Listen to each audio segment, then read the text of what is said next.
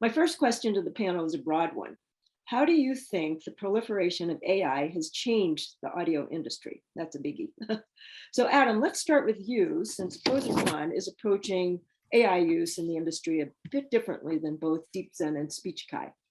Absolutely. I'm just going to start by just saying, referring to my Ukrainian flag over my shoulder. My thoughts are with my 6 colleagues and their families in Ukraine right now. Yeah, that's all of our thoughts of Pozotron are with them. But I think in terms of AI, I don't think it's necessarily had a huge impact on the industry yet. I think it's had a huge impact on the discourse in the industry, and there's a lot of understandable existential fear of what AI is going to do for narrators. We've been caught in the crossfire a bit because, again, as you referenced, Linda, I want to be explicit, we're not creating AI replicas of narrators' voices. So we've been caught a bit in the crossfire. But I think in terms of what AI can do for the industry, it's going to open a lot of doors in many ways. The first step is for people understanding just because something is AI, it's not evil by design. It's not Skynet from Terminator. And that is just a fancy tool to solve a problem that will do what it's intended to do by the people who create it.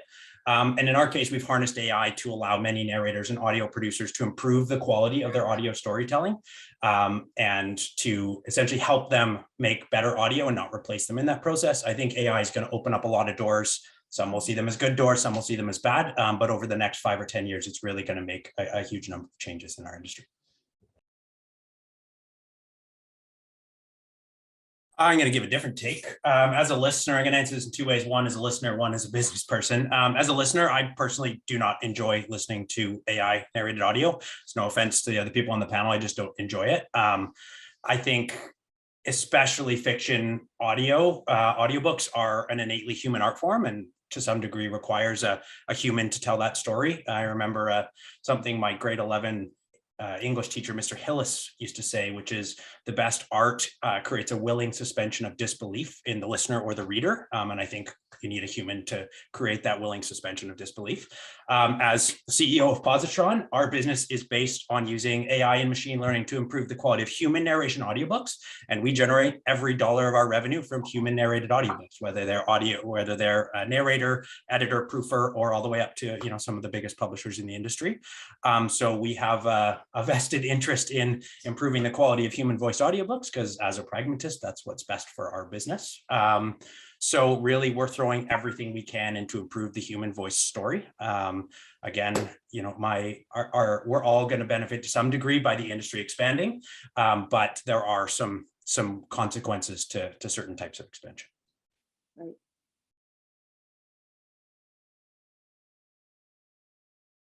Yeah, I think it's important. I mean, I liken this to when back in high school, when I go into the record shop to buy a new CD and it had an explicit content warning.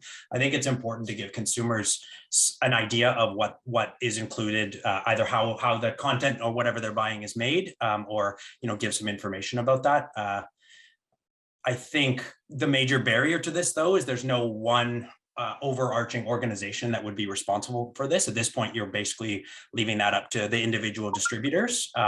Some of them, as Giacomo, hopefully I pronounced that right, as Giacomo said, that some of the distributors allow AI content, some of them do not. But I think from one perspective, with the volume of content they're getting daily, I don't see how it's feasible that they check everything to make sure that it's AI narrated. And one thing that not only do we think this is important, but we're putting our money where our mouth is here. And we're actually working on a tool to allow distributors, consumers, and human narrators to know within a confidence interval whether an audio file is narrated by human or AI. Oh, okay. So we know that there's been a lot of fear of this new technology by human narrators with the proliferation of the AI industry. So one of those fears is their voices will be used somehow in an unauthorized manner. What advice would you give to narrators on how they can prevent their voices being misused, as well as whether or not you see this fear as being valid? We can start with you, Adam.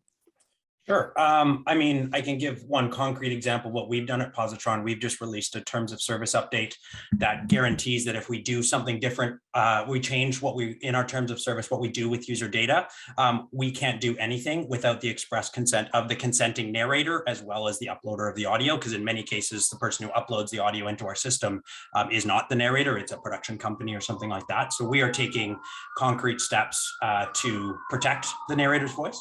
I think on a more general note, though, I think the best way to protect yourself is just get informed, educate yourselves on the basics of the technology, the terms of service of whatever company that's in your orbit, and also your legal rights. And I think the most important thing is that regardless of what you think of, how the copyrightability or trademarkability of your voice, what can be done with your voice is controlled by the clauses in the contract that you sign with the person who is paying you to narrate something. So take extra effort to not only educate yourself on what those clauses should be, but make sure that every contract you sign gives you the protections that you need to protect your voice. And then the other thing I'd say is join in the discussion. Don't just shout at the clouds on Twitter.